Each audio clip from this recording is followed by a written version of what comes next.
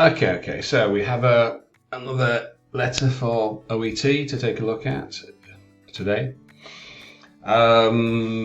Disclaimer, fair use, etc. I'll put that in the box below. So these case notes are from that file, 50 OET samples. So some of the case notes are not as good as they might be, but we'll take a look at it. Anyway, so Mr. Stephen Brook. Now, I haven't looked at this one before, so this is the first. So let me get my pen out. So it's a referral. Okay, we want further. So we're writing to the general physician at the hospital for further treatment. Kind of vague. Why would a general physician be at a city hospital? If it's a GP, they usually have their own clinic or surgery or practice. Okay, so general physician, provisional diagnosis, right? So provisional, so it's not definitive. So that could be important. So usually, if it's not definitive, usually you're writing for a request for a definitive diagnosis, right? So your initial or provisional diagnosis, which means you're not 100% sure, usually you will be requesting a specialist to confirm your diagnosis. This is what I keep saying time and time again, almost every video that I make these days. Use official OET.com materials. They're written in a certain way. If you use random crap off the internet, it's not going to be the same as in the actual test, right? Now, as I said, I keep making this kind of point, but people don't pay any attention. I mean, if you look at these case kind of notes, social history. That's a social history?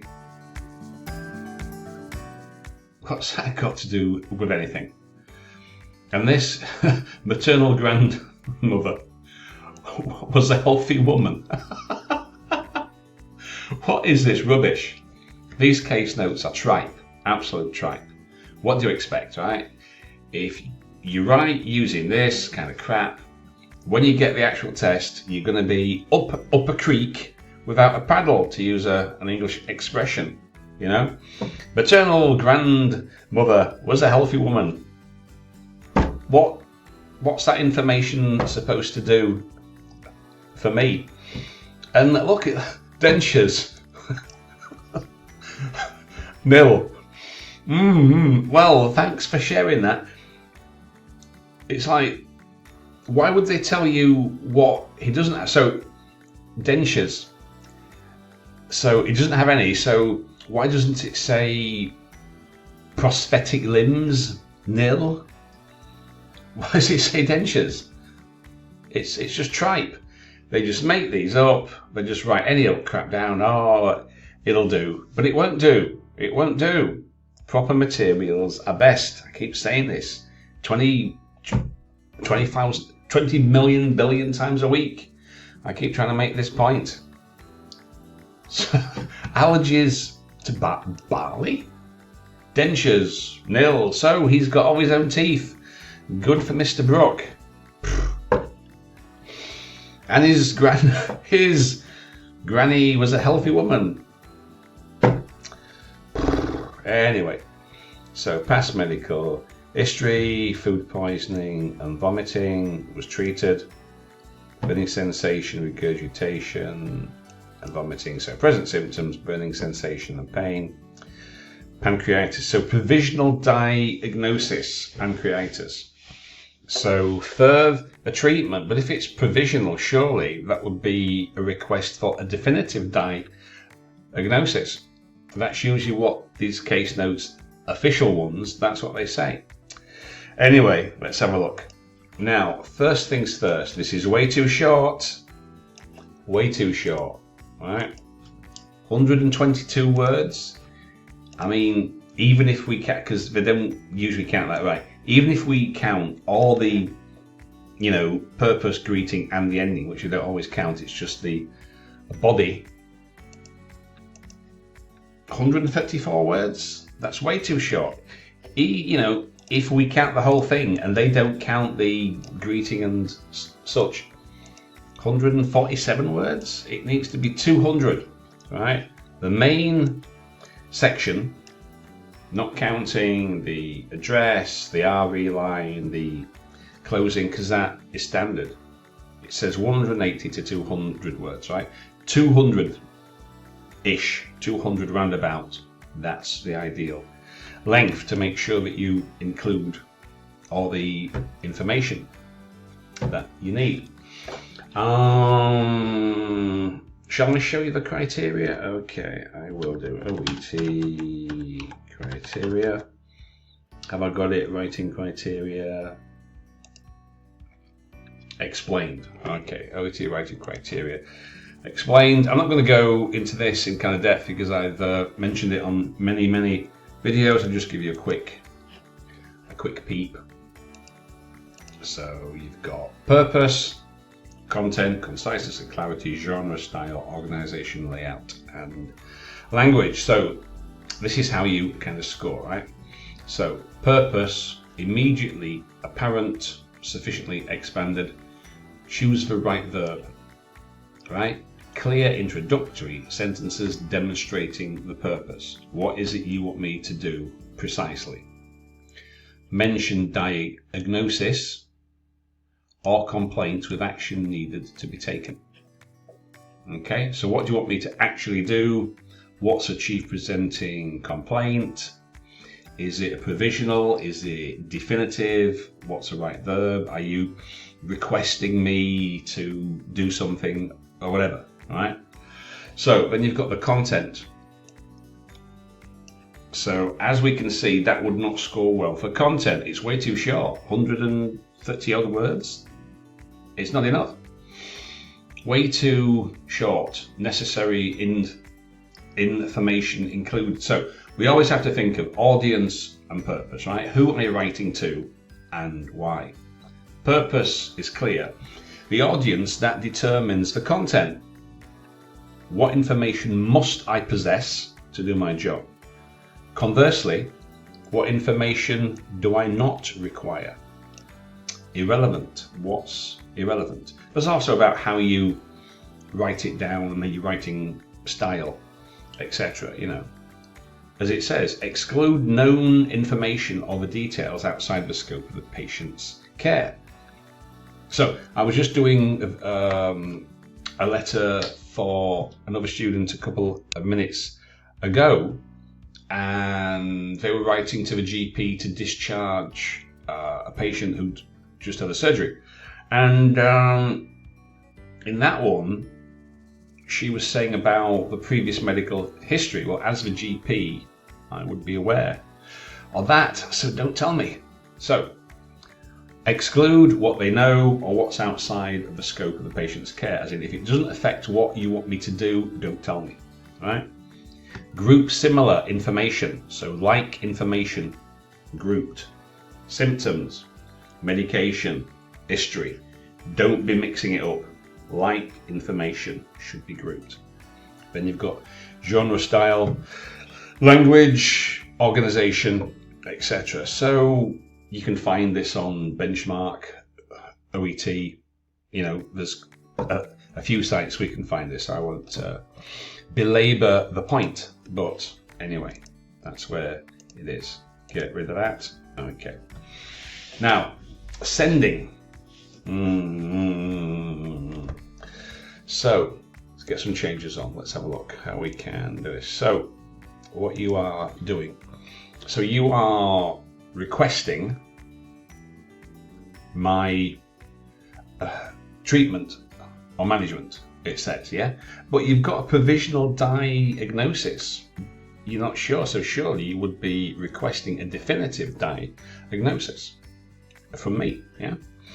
So I am writing to request your definitive diagnosis and treatment of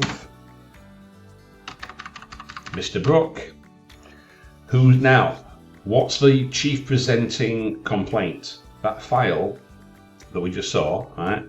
For the purpose, what's the chief symptoms, what's the chief presenting complaint? Just down to the treatment of Mr. Brook, whose symptoms are suggestive, suspected, suggestive of recurrent pancreatitis. Okay, so that works well as purpose, right? Question, definitive diagnosis and treatment, Mr. Brook. Now, you usually put name, age, occupation, so you can put like, what is it? So, I mean, that's 87, so what he's like, he's 38 now, age 38. Whose symptoms are suggestive of recurrent pancreatitis. Okay, now, we always need the time reference. So, most of these letters, referrals, are a chronology. Now, I've spoken about this before. I've given kind of links to other websites where they talk about how to write an urgent referral letter, a standard referral. So a standard referral, it's a chronology. So the patient came on this occasion, then they came back 2 weeks later, they came back today, the symptoms have worsened or whatever. In view of this, can you do, etc. Right? So we need to know what's the chronology. Obviously, I want to know, as the recipient, I want to know what is going on, how long it's been, when did it first start, etc. That's the content. That's what I kind of need, you know. So you need a date. On some date, I'm not going to go back into my notes because can't be bothered. But on a particular date, I want to know when Mr. Brook presented, and you've spelt it kind of wrong anyway. Mr. Brook presented, vomiting, abdominal pain, and burning sensation. Now, where was this burning sensation? Was it in his abdomen? Presumably, yeah. So, you know, abdominal pain and burning sensation, abdominal pain. So, in my clinic, vomiting, abdominal pain, and burning, abdominal pain and burning sensation. Okay. His abdominal pain was reported. Well, right. If it's reported, it usually means that somebody is saying this is this. So presumably his pain was reported. Well, it exhibited, or it was shown, or it was found. You found it, really. His abdominal pain was reported at the posterior, which related to his back. This episodes. So this episode, or these episodes. This episode of pain happened in 2011. So is this a second thing? So is this right? Again, now I'm not going to look at the notes, right? Because the reason I'm not going to look at the notes, as I keep saying in every video, is I shouldn't have to. I shouldn't have to look at the notes. The letter that you send me should contain all the information in a logical, progressive way that I shouldn't have to look at the notes to try and work out when these events occurred. If I've got to do that, then that letter does not work. It's not effective. A good letter should be clear. I shouldn't have to look at anything else. It should be purpose. I want you to do XYZ. Why? Because on this date, the patient came with these symptoms, sometime afterwards, a week, a month later, he came back with some different symptoms, or the symptoms had kind of worsened. Today, Mr. Patient presented with other symptoms which were still blah, blah, blah. In view of the above, can you do X, Y, Z? Right? That's it. That's pretty straightforward. But this kind of here, right, because you haven't put any time reference in, I have no idea, and I'm not going to look at my notes, I have no idea what the chronology is. It's just a nonsense.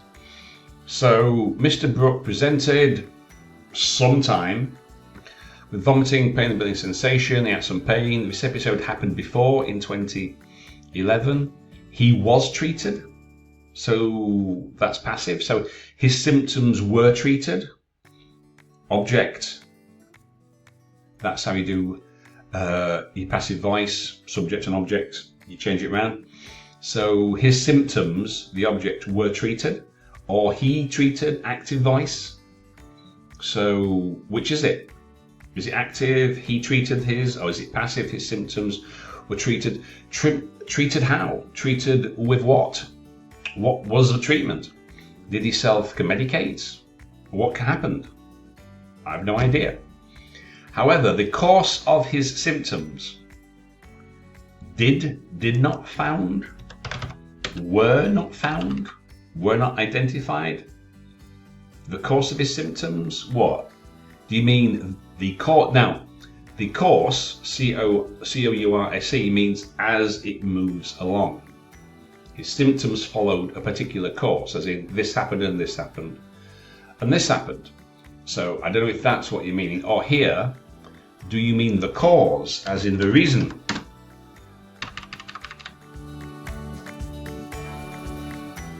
So let's continue. Mr. Brook lives alone. Well, not so good for him, but what's that got to do with me? What's his living arrangements got to do with me? Is that going to affect how I treat him in any way? No. He's a gym instructor. Well, good for Mr. Brook. I hope that means he's nice and fit. But again, what's that got to do with me? He had a history. Okay, so he had food poisoning in 2010. His father had a history of ulcer. Okay, and his mother had a history of jaundice. Other families, well. So, what's the significance of telling me this? What's that got to do with me? In view of the above, I would appreciate it. So, right, you can see this wouldn't even get a C. This would probably get like a D. There's no content. There's no... The purpose is kind of there, kind of, very vaguely. The content is way off. I have no idea what is going on, what happened, or when. I have no idea when this occurred. I have no idea what treatment. Did he treat himself? Was he treated? What that treatment was? Why it was? Was it effective? Was it ineffective? Then you've got this family history thing, this social thing, which doesn't really work. It doesn't really tell me anything. So, I won't say any more. So, 1, way too short. 2, content. A lot of it is missing. Quite a lot of content not there. One of the main reasons for this is, I suspect, using, for the 20 billionth time, incorrect case note material, right? If you look at OET.com stuff, it's a lot more detailed, it's written to a purpose, it's illogical, etc. So, way too short, content is virtually non-existent. I have no idea who, how, what, why, where, when, what, and subsequently, this, and you've got some grammar and vocab stuff. And anyway, so I'm not saying I could do any better in a foreign language, but then again, I'm not taking any language examination soon. So go to OET.com, download the Ultimate Writing Guide. I keep saying to people, go and download that. Go check out the blog, Benchmark EDU. They've got some excellent articles there. The tell you how to write a transfer, a discharge, etc. I've mentioned these before. I think I've shown you the links of the other files in the past. Go check out those first. Okay, lots of videos on the internet. If you're watching on YouTube, check out mine. I've got 100 for OET writing. You know, there's all the other guys, Z2, Rebecca, Steve. There's all these people. There's no real reason for writing to be in such a state. So go check out those, and I'll see you next time. Okay? I don't want to be overly harsh, but I can't not be critical, really, because my aim is to help everybody pass. Right? So, anyway, hope that helps. See you all next time.